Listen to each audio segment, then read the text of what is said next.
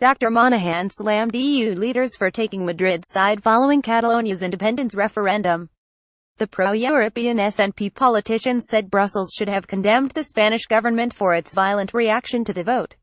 He told RT it's very disappointing that the European Union has not developed a view on that and has not condemned the violence that was supported by the Spanish government. Some of the briefings I have received suggest that the case for the referendum is, at the very least, arguable. GETTYrt UKDr Monaghan called out Juncker for failing to condemn MadridDr Monaghan dismissed the ruling of the Spanish Constitutional Court deeming the independence vote illegal, saying that it did not support the decision.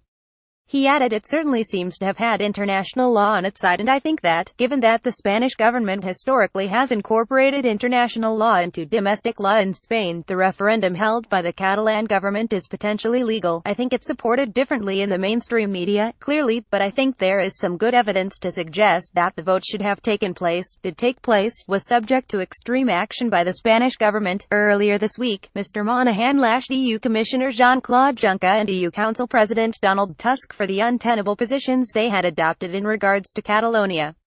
He said, I think the position of the current leaders of the EU is untenable, and I think that over time they will be forced to reconsider their position and start to focus on the rights of the Catalan people rather than supporting the extreme policies of the Spanish government. I was in Catalonia for the referendum and I observed violence from the Spanish unionists before the vote, which supports the view that relatively large numbers of people are being bussed in from other parts of Spain to Barcelona to make the point that the Union of Spain is important, despite orders from Madrid calling for the dissolution of the Catalan government. The autonomous region decided to defy Prime Minister Mariano Rajoy and continue to operate. The decision comes after Attorney General José Manuel Maza pressed charges against Catalan President Carles Puigdemont citing rebellion, sedition and embezzlement. In his first public appearance since the charges were filed, Mr. Puigdemont revealed he traveled to Brussels to make the EU see the current crisis as a priority and to show the aggressive behaviour from Spain.